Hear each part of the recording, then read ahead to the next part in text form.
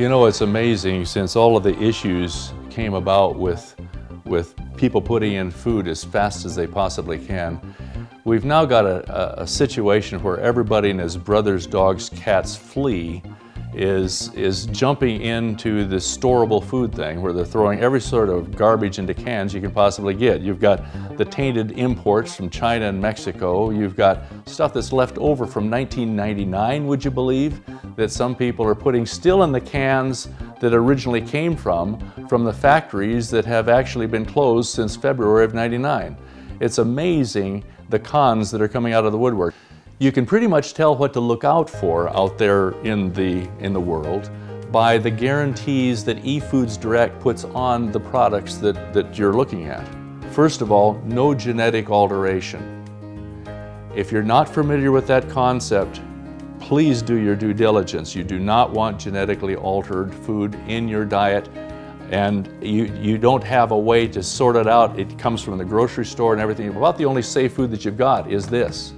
The other thing is, you've heard about all of the E. coli and salmonella scares. Can't happen.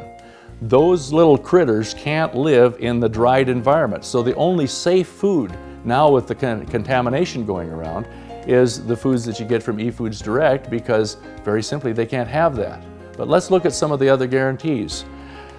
No MSG, no Mexican or Chinese imports. All of the cans have to be American made so that they won't leak or won't cause problems. You have to be able to have a shelf life that lasts at least 12 to 15 years. One of the other things that you really need to be concerned about is fillers. Flour will go rancid, even if it's in these cans, after about 1.5 to 2 years. So literally, if you don't use it right away, you have lost that portion of your supply. What you want to do is you want to run, not walk, away from any organization that lists in their unit salt, sugar. Makes sense to have it, but we'll tell you why later. You don't want to have baking powder, baking soda. You don't want to have anything like wheat. They'll fill up the cans with wheat and things like that you can get yourself. One of the main things that we suggest is you avoid any fillers, and I mentioned some of them, but you can look on our website and find out what the fillers are that we warn you against. But those are items that are what we call non-food items. Everything in these units is true vegetables and fruits and dairy products and beans and various other items that are true food items. They're not fillers. So be extremely careful. You can waste your money very quickly and end up with less than a year's supply, because if you fill up all those cans and they're doing a can count and they say, oh, we can match eFoodsDirect with this number of cans, you got a problem. I don't care if they say, okay, you want to have some things that are ready-made, like pancake mix you can fix up quickly. You want all food in every can. For example, with pancake mix, you literally can fill up a can like this for 50 cents with pancake mix, and they'll still charge you $15, and it will not be an appreciable addition to your food supply. All of these units are vegetarian, although we do have a meat section, but that's made up of textured vegetable protein. It's called TVP.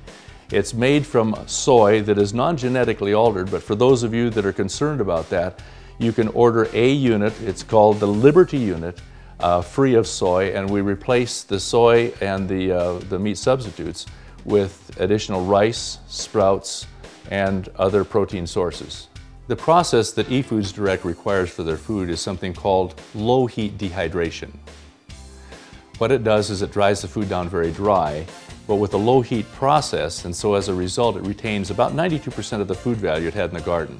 That's great, because that means it tastes like what you're expecting. The other processes out there that are dried are freeze-dried. We suggest you avoid that just because it costs twice as much, takes 3 times as much space in storage, and also it has a lot of additives and preservatives that we'd like to protect you from. The other process is the old batch dehydrated, where they chop it and blanch it, dip it in hot water, throw it in a batcher, which is kind of like a concrete mixture with hot air going through it, and they cook it for about 8 to 10 hours, and then you get what's left. All of these foods are packed after the order is received, so everything is fresh. They have a true 12 to 15 year shelf life because they're carbon dioxide flush. That means they flush out the oxygen and seal the can so you don't have oxygen in the can. That's how they're able to attain the 12 to 15-year shelf life, and it's a true shelf life. The other big issue with regard to the packing is these are date stamped. Now you can look at the other cans that are available out there, and most of them won't be, or they have a code that you can't read. Cooking with these foods is absolutely easy.